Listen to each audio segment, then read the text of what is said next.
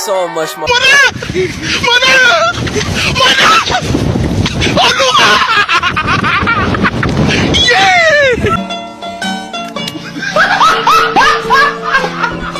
Are you ready, kids? Aye, aye, Captain! I can't hear you. Aye, aye, Captain! Oh! Fucking design on right now. Break it down, bring it back, make it clap. I got 3 old thoughts, new guap, where that dick, bitches on my line, and you know. Assalamualaikum warahmatullahi wabarakatuh. Halo anak-anak, Bapak di sini akan menjelaskan sejarah Islam masa kenabian dan era kekhalifahan. Masa sebelum Islam di Jazirah Arab. Sejarah Islam mencakup masa-masa sebelum Islam dibawa oleh Nabi Muhammad SAW dalam Al-Quran. Para nabi dan rasul diutus ke Jazirah Arab untuk menyebar ajaran tauhid. Sebagai contohnya, Nabi Saleh alaihissalam yang diutus kepada kaum Tsamud, Nabi Syuaib alaihissalam yang diutus ke daerah Madian, atau Nabi Hud alaihissalam yang diutus kepada kaum Ad. Adapun Nabi Ibrahim alaihissalam yang memiliki 2 keturunan, yaitu yang pertama adalah Nabi Ismail alaihissalam dan dari istrinya Hajar, dan Nabi Ishak alaihissalam dari istrinya Sarah. Ketiganya menyebarkan ajaran tentang keesaan Tuhan di tengah kaum mereka. Akan tetapi, keyakinan manusia tentang Tuhan perlahan-lahan berubah dari masa ke masa. Makna ajaran Nabi Ibrahim alaihissalam menjadi bergeser, bahkan luntur atau disalah artikan. Mereka meyakini Allah Subhanahu wa Ta'ala sebagai pencipta alam semesta. Tetapi berbeda dengan ajaran Nabi Ibrahim alaihissalam. Kemudian Jazirah Arab pada masa sebelum Islam dikuasai oleh Kekaisaran Persia dan Romawi. Dan selanjutnya masuknya masa kenabian di periode Makkah. Pada periode yang berlangsung di tahun 601 sampai 622 Masehi ini, sejarah Islam masa kenabian dimulai saat Nabi Muhammad SAW menerima wahyu Al-Quran. Kebanyakan pengikut Nabi Muhammad SAW merupakan kalangan menengah ke bawah, sehingga rawan menjadi sasaran kaum Quraisy. Sebagai keponakan dari pemimpin suku Quraisy, Abu Thalib, posisi Nabi SAW agak terlindungi. Kemudian di periode Madinah,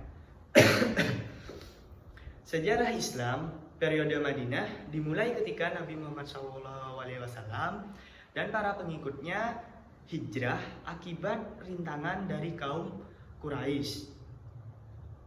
Periode ini berlangsung pada tahun 622 Masehi sampai 632 Masehi, dan proses hijrahnya dilakukan secara bertahap.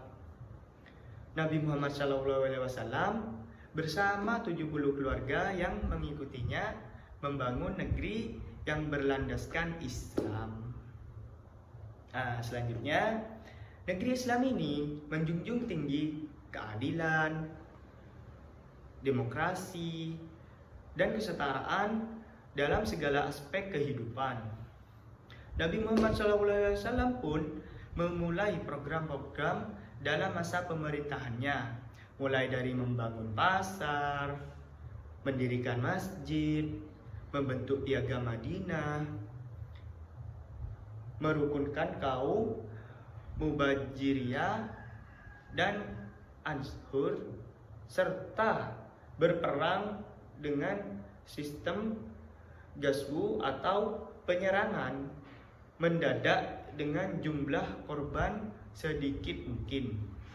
Bukan itu saja, sejak memerintah Madinah, Nabi Shallallahu Alaihi Wasallam juga menyebarkan dakwah ke segala penjuru Arab.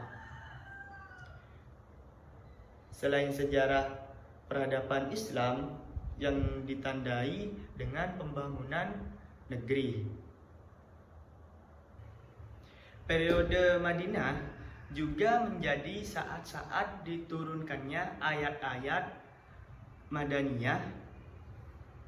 Ayat yang diturunkan secara bertahap ini banyak mengandung unsur fikih. Misalnya, mulainya kewajiban berpuasa, zakat, dan haji.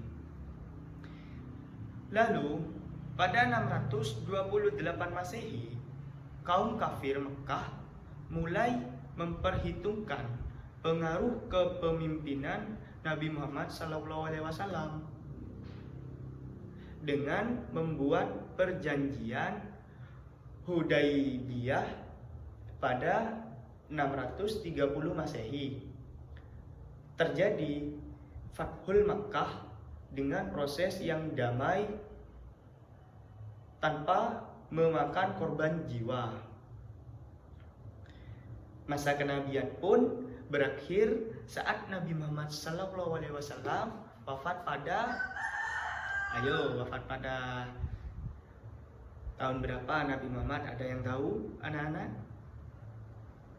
Tidak. Baik, Bapak akan lanjutkan. Wafatnya Nabi Muhammad SAW pada 632 Masehi. Oke, selanjutnya era kekhalifahan dimulai. Sejarah Islam era kekhalifahan setelah Nabi Muhammad SAW wafat pada 632 Masehi, Abu Bakar dilantik menjadi khalifah penerus Nabi Muhammad SAW. Lalu dimulai ekspedisi ke Suriah yang dipimpin oleh Utsman bin Zaid. Adapun penentangan terhadap kumpulan murtad yakni Musailamah Al-Kadzab dan Bani Tamim. Ayat-ayat Al-Quran dikumpulkan pada 633 Masehi. Sayyidina Abu Bakar wafat pada 634 Masehi.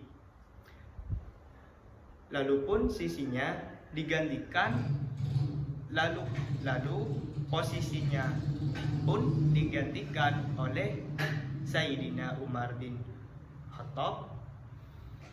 Berbagai daerah seperti Damaskus, Persia, Mesir, Suriah, dan Mesopotamia dilakukan. Sayyidina Umar mati syahid pada 644 Masehi dan digantikan oleh Sayyidina Utsman bin Affan. Kepemimpinan Sayyidina Utsman menaklukkan Siprus dan Bizantion. Pada 656 Masehi, Sayyidina Utsman wafat akibat pemberontakan. Lalu Sayyidina Ali bin Abi Thalib menjadi khalifah berikutnya. Perang Jamal terjadi. Pemerintahan Khalifah Al-Rasyidin berakhir dengan wafatnya Sayyidina Ali akibat dibunuh pada 661 Masehi. Itulah sekilas sejarah Islam yang patut kamu pahami, mulai dari masa sebelum Islam di bawah Nabi Muhammad SAW, masa kenabian, hingga zaman kekhalifahan. Bisa dikatakan pembahasan tadi hanyalah ringkasan yang tidak mencakup era awal Islam secara mendetail. Belum lagi Islam masih terus berkembang setelah masa para khalifah. Namun setidaknya kalian semua bisa memahami beberapa hal penting dalam sejarah kebudayaan Islam. Baik anak-anak, apakah masih ada yang belum mengerti? Jika masih ada yang belum mengerti, bisa ditanyakan. Baik, berarti sudah mengerti semua ya anak-anak. Baik, Bapak tutup penjelasan dari Bapak ini. Semoga bermanfaat ya buat kalian semua anak-anak. Wassalamualaikum warahmatullahi wabarakatuh.